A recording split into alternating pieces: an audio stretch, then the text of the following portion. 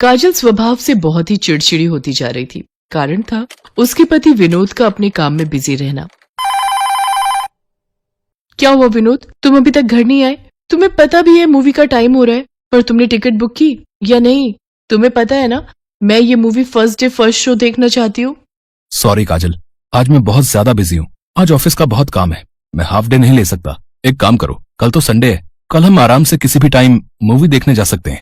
नहीं विनोद, मेरी सहेली मोना से मैंने पहले ही शर्त लगाई थी कि मैं ये मूवी उससे पहले देखूंगी। अब मेरे से बात की ना तो फिर देखना। अरे काजल सुनो तो। हेलो हेलो काजल, हेलो। ओहो। काजल ने गुस्से में फोन काट दिया। काजल बहू, इसमें गुस्सा होने वाली कौन सी बात है?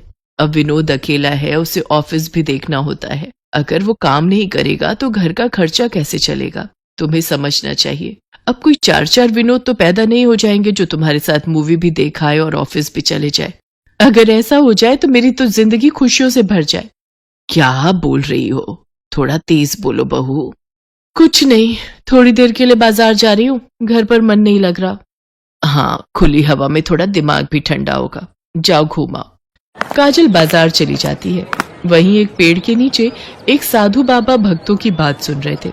बहन जी, ये साधु बाबा पहले तो कभी नहीं देखे। हाँ, बहुत पहुंचे हुए साधु महाराज हैं, सुना है सबकी इच्छा पूरी कर देते हैं। अगर मैं इनसे अपनी परेशानी का हल मांग लूं, ये ठीक रहेगा। काजल साधु बाबा को प्रणाम करके अपनी इच्छा कहती है। साधु बाबा, आप बस मेरी ये इच्छा पूरी कर दो, मैं आपको अपने हाथों से बने देसी घी की चूरी खिलाऊंगी।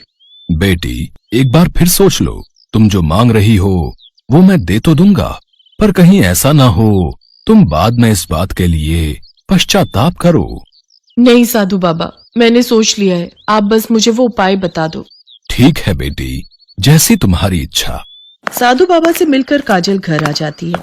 बस अब ये चीनी मुझे विनोद के दूध में मिलानी है और फिर साधु बाबा के बताए मुताबिक मेरा काम बन जाएगा। काजल विनोद के दूध में साधु बाबा की दी हुई चीनी मिला देती है। अगले दिन जब काजल सोकर उठती है तो उसकी खुशी का ठिकाना नहीं था। उसके सामने उसके 4 पति खड़े थे।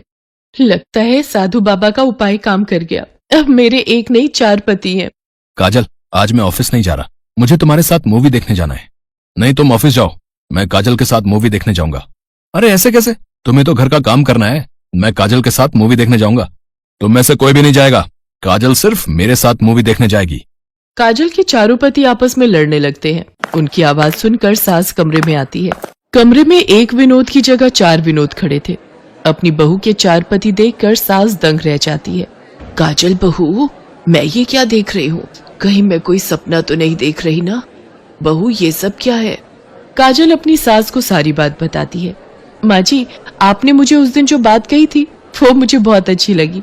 मैंने साधु बाबा से कहा कि मुझे कोई ऐसा उपाय बता दे जिससे कि मेरे एक नहीं 4 पति हो जाए। बहू, तुमने अनजाने में ये क्या भूल कर दी? तुम तो यहाँ समय बिताने की बात कर रही हो और वो देखो, चारों आपस में लड़ झगड़ कर एक दूसरे का बुरा हाल कर रहे हैं। हाँ, देख तो मैं भी रही हूँ, मैं अभी इनका झगड़ा बंद करवाती हूँ। सुनिए, मैंने मूवी देखने का प्लान कैंसिल कर दिया है।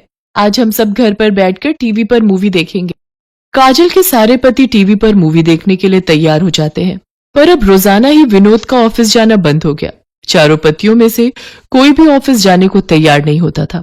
सब काजल को खुश करने में लगे रहते थे। माँ जी, विनोद कहाँ है? दिखाई नहीं दे रहे। कौन सा विनोद? पहला, दूसरा, तीसरा या फिर चौथा? किसके बारे में पूछ रही है? ओह, मैं तो भूल ही गई ये बात। अरे सुबह के 8 बज गए, मुझे तो इनका लंच पैक करना है।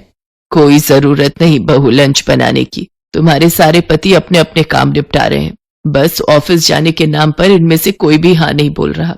काजल चलो ना, आज मैं तुम्हें ढेर सारी शॉपिंग करवाऊंगा। नहीं काजल, तुम और मैं आज बैठकर कैरम बोर्ड खेलेंगे।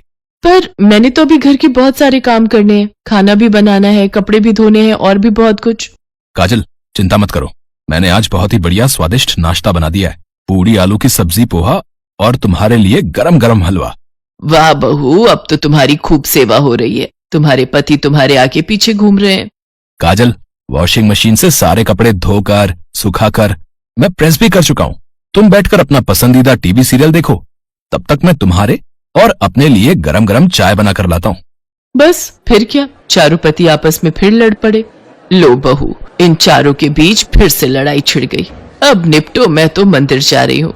माँ जी सुनिए, अरे मुझे तो आज अपनी सहेली के साथ शॉपिंग पर जाना था, अब कैसे जाऊं? ये चारों तो घर में तूफान मचा देंगे। काजल अपना सिर पकड़कर बैठ गई। हे भगवान, मेरा सिर। क्या हुआ काजल? रुको, मैं तुम्हारे माथे पर बाम लगाता हूँ। काजल, मैं तुम्हारे लिए अदरक की गर्म चाय बना लाता हूँ। तुम इनमें से किसी की बात मत मानो, तुम आराम से बिस्तर पर सो जाओ, मैं तुम्हारा सर दबा देता हूँ। फिर से एक बार काजल के चारों पति लड़ने लगे। उनमें से सब यही कहते कि मैं काजल की देखभाल करूंगा, मैं काजल की देखभाल करूंगा, काजल मेरी बात मानेगी, काजल मेरी बात मानेगी। ये सब आवाजें काजल को और परेशान करने लगी। तभी लैंडलाइन के नंबर पर एक फोन आता है। आप सब चुप हो जाओ, मुझे फोन पर बात करने दो। हेलो हेलो जी, कौन? जी नमस्ते, मुझे विनोद जी से बात करनी थी, मैं उनके ऑफिस से बोल रही हूँ। काजल पीछे मुड़कर देखती है और सोचती है कि वो किस विनोद से बात करवाए। उसके सामने 4 विनोद खड़े थे जो आपस में लड़ रहे थे। काजल खुद ही बात करने लगती है। जी, मैं उनकी पत्नी बोल रही हूँ। मुझे आपको मैसेज देना था कि पिछले 1 महीने से विनोद जी ऑफिस नहीं आ रहे और ना ही उन्होंने इस बारे में हमसे कोई कांटेक्ट किया है। उनका फोन भी बंद आ रहा है। ये नंबर आपका मुझे पुराने रजिस्टर से मिला था। विनोद जी की तरफ से कोई मैसेज या कॉल नहीं आने के कारण हमने उनकी जगह किसी और को नौकरी पर रख लिया है, तो आप उनको ये मैसेज दे दीजिएगा। क्या? नौकरी से निकाल दिया? सुनिए, आप चिंता मत कीजिए, वो कल से ऑफिस आ जाएंगे। वो उनकी तबीयत थोड़ी ठीक नहीं थी। मैम, अगर कोई बात थी तो कोई एप्लीकेशन या कोई मैसेज तो आप भी दे सकती थी। हमारे पास कोई इन्फॉर्मेशन नहीं थी, हमारा भी तो काम खराब हो रहा था, इसलिए सॉरी। अब हमारे बॉस उन्हें नौकरी पर नहीं रख सकते। लड़की फोन काट देती है। विनोद के हाथों से नौकरी जा चुकी थी, जिसका कारण काजल खुद थी। अब वो खुद ही अपने 4 पतियों से दुखी आ चुकी थी। विनोद के ऑफिस न जाने से सब काम खराब हो गया। कब तक घर का गुजारा चलता? आर्थिक तंगी की शुरुआत हो गई। घर में पैसे भी खत्म होने लगे। 4 विनोद बस काजल की सेवा में ही लगे रहते थे। अब तो काजल बहुत दुखी आ चुकी थी। उसने अपने पैर पर खुद ही कुल्हाड़ी मार ली थी। बहू, एक बात हमेशा याद रखना, कायदा भी कोई चीज होती है। जब तुम अपनी हद से हटकर कोई काम करते हो तो वो काम हमेशा नुकसानदायक होता है। यदि हम सुख ढूंढने निकले तो वो हमारे आसपास होता है, बस हमें उसे पहचानना होता है। काजल रोती हुई साधु बाबा के पास जाती है और उनसे माफी मांगकर फिर से सब कुछ ठीक करने के लिए कहती है। साधु बाबा समझ जाते हैं कि काजल को अपनी गलती का एहसास हुआ है, इसलिए वो फिर से सब कुछ ठीक कर देते हैं। काजल घर आती है तो उसे पता चलता है कि विनोद ऑफिस गया हुआ है। बहू, पता नहीं विनोद अचानक तैयार होकर ऑफिस निकल गया। बोल रहा था 1 महीने की छुट्टी की एप्लीकेशन वो पिछले महीने ही दे आया था, जिसे वो लड़की अपने बॉस को देना भूल गई थी। इसी विषय में बात करने गया हुआ है। कुछ देर बाद विनोद वापस लौट आता है। विनोद को अपने सामने देखकर काजल की आंखों में आंसू आ जाते हैं। अरे तुम रो क्यों रही हो? अब तो पिछले 1 महीने से मैं तुम्हारे साथ ही था। रिसेप्शनिस्ट ने बॉस को मेरी एप्लीकेशन दी ही नहीं थी। वैसे अभी मेरी छुट्टी में 1-2 दिन का टाइम है। चलो ना माँ, मैं और तुम, हम तीनों कहीं बाहर घूम कर आते हैं। पहले 1 महीने से हम सब घर पर ही हैं। क्यों माँ? काजल समझ गई थी कि विनोद को उन बातों का कुछ भी याद नहीं जो पिछले 1 महीने से हुई, पर काजल खुश थी कि विनोद उसके बारे में कितना सोचता है। काजल को अफसोस था कि वो विनोद की 1 महीने की छुट्टी लेने की बात जानती तो 1 महीना उसे इन परेशानियों से न गुजरना पड़ता। पर अब काजल ने सोच लिया कि वो कभी भी विनोद से झगड़ा नहीं करेगी।